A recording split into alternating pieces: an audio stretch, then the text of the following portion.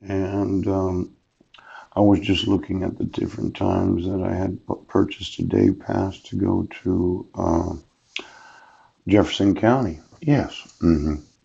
Looks like I was there on the 16th. Yeah. Um, I was online a little upset that uh, no one's enforcing the actual laws. And then I got to the library and I looked at my Hotmail account. Yes, or it could have been the Outlook account. Somebody sent me a bill for one of the persons that I had gone to high school with. But the phone number had periods. It was like 360 dot 360 period 457 7192. Yeah. But we use dashes in the United States of America. Yes. Could you go through all the spam folders of all of those in office? It could be that police and sheriff's departments don't realize the importance of enforcing hacking laws.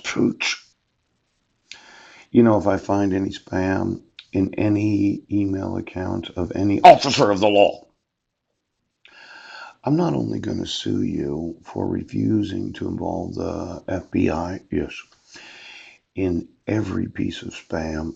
Oh, you don't seem to understand the importance of cyber crimes. Hmm. Now, I was a little frustrated with my Facebook profile today because I tried to tag some friends, but it kept adding a tag to each of the posts that I tried to make. Yes, without me actually tagging my own self.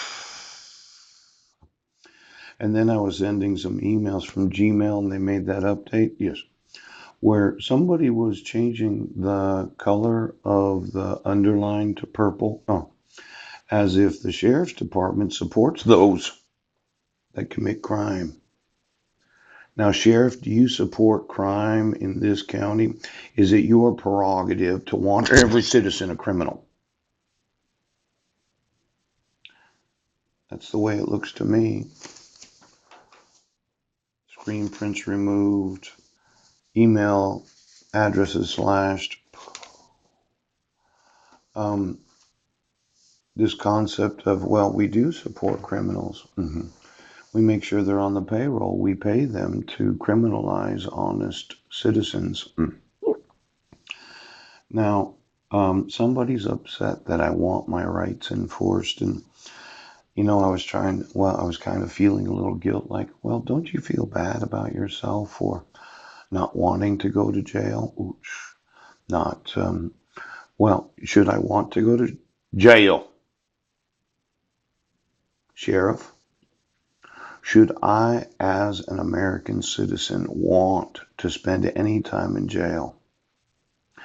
Now, as I understood law enforcement, yes, there was this idea that you don't want people in jail. The whole intent of a jail is to put persons in jail that commit crimes. But I've documented that I hadn't committed any crimes, but you refuse to acknowledge that. You refuse to acknowledge that I haven't committed any crimes. Well, what seems to be the reluctance? What would cause you, a sheriff, to refuse to acknowledge that I am innocent of any crime?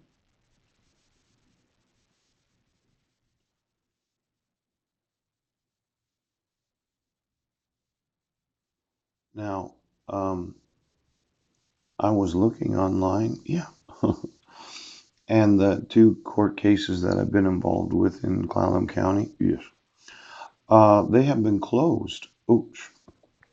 But we really do have a problem with not actually identifying those that had committed crimes. Can we just let it go? I mean, you arrest me, you put me in jail, then you put me in jail for 27 days, and I wasn't in Sequim, Washington. Don't you have an obligation that anytime you close a case, you make sure you find out exactly who committed the crime? Now, I would say closing it, yes, is a crime without knowing who it was that was in Sequim, Washington on December 31st of 2015. Who was there? What individual committed the crime of domestic violence that you arrested me for when you wouldn't admit the evidence that I hadn't committed the crime? You're just kind of sweeping it under the rug, are you? Putting it under your hat? I think you need to investigate it because it's a crime. I was arrested for a crime that I didn't commit. Charging language. It is alleged that on or about Thursday, December 31st, 2015 at 7:47 a.m., Paul Chad Budnick, date of birth, violated, yes, a no contact protection order. 2 counts. Violating the protection order at 7:47 a.m. in the morning and at 4:48 p.m. in that afternoon. On New Year's Eve, it was alleged that I had violated a protection order, but I didn't. And you wouldn't admit the evidence. And you closed the case. And you put me in jail. And you would not acknowledge that there's an obligation to find out who committed the crime. Now, we can't just have you closing cases where you don't want to know who it was that actually committed the crime. Sheriff. It's a crime to close a case where there's an allegation of violating a protection order and you arrested the wrong person, then you made the wrong person go to jail for 27 days, and then you made the wrong person have to have a mental health evaluation. Now, what individual is actually guilty of that crime? It's a crime to close the case without knowing who it is that committed the crime. Now, Sheriff, are you going to find out who